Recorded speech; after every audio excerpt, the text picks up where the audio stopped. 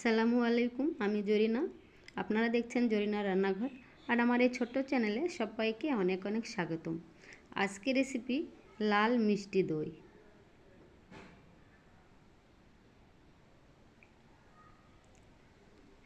আমি একটি মাটির উনুনে একটি কড়াই বসিয়ে দিয়েছি।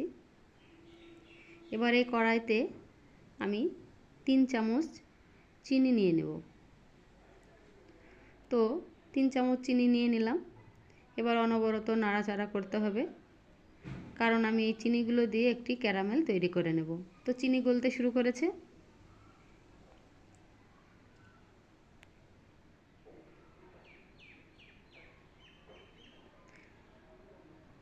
তো ক্যারামেল তৈরি হয়ে গেছে। এবার আমি দুধ ঢেলে দেব।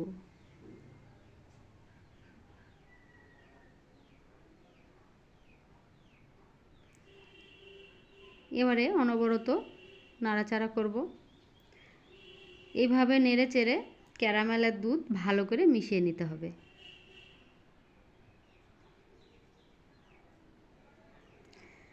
তো বন্ধুরা, আমার চ্যানেলে নতুন বন্ধু হয়ে থাকলে প্রথমেই চ্যানেলটিকে সাবস্ক্রাইব করে আমার পাশে থাকবেন। আর ভিডিওটি শুরু করার আগেই একটা লাইক দিয়ে দেখা শুরু করবেন।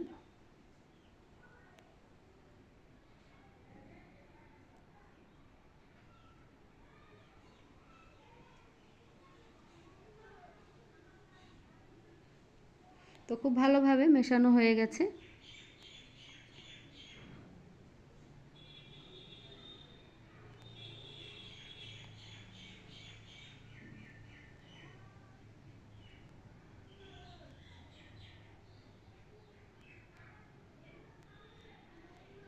এবার আমি 5 মিনিট মতো দুধ ভালো করে ফুটিয়ে নেব। তো দুধ ফুটে উঠেছে।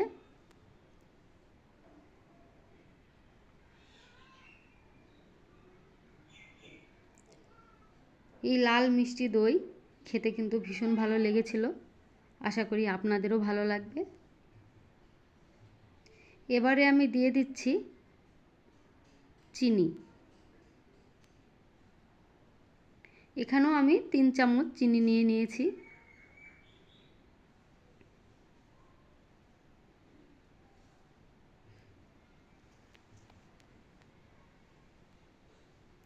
আর দিয়ে দিয়েছি আমুল পাউডার দুধ।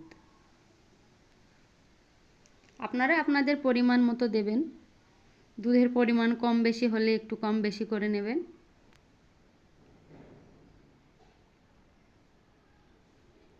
আমুল পাউডার দুধ খুব ভালোভাবে মিশিয়ে নেওয়ার জন্য খুব ভালোভাবে নাড়াচাড়া করে নিতে হবে।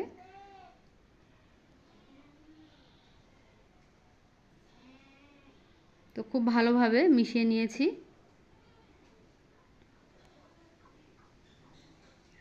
রেসিপিটি ভালো লাগলে অবশ্যই কমেন্ট করে জানাবেন কেমন হয়েছে। তো এবার আমি উনুন থেকে নামিয়ে নেব। তো উনুন থেকে নামিয়ে নিয়েছি। এবার উনুন থেকে নামানোর পর একটু নেড়ে চেড়ে আমি ঠান্ডা করে নেব। ঠান্ডা বলতে খুব ঠান্ডা নয়, আঙুল দিয়ে পরীক্ষা করে নিতে হবে আঙুল দিয়ে সহ্য করতে পারছেন কিনা তাপমাত্রা।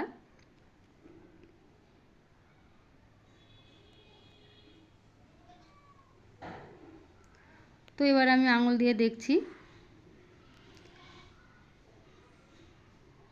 এবারে দিয়ে দিলাম 2 চামচ টক দই।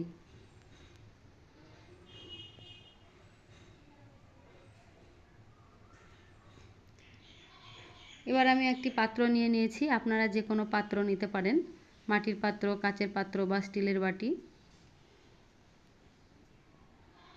এবার আমি পাত্রটিতে ঢেলে নিচ্ছি।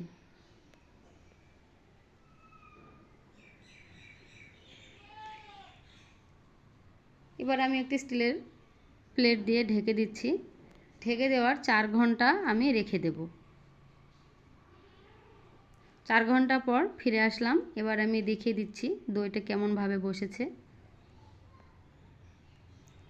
দেখা হচ্ছে আগামী দিন নতুন কোনো রেসিপি নিয়ে।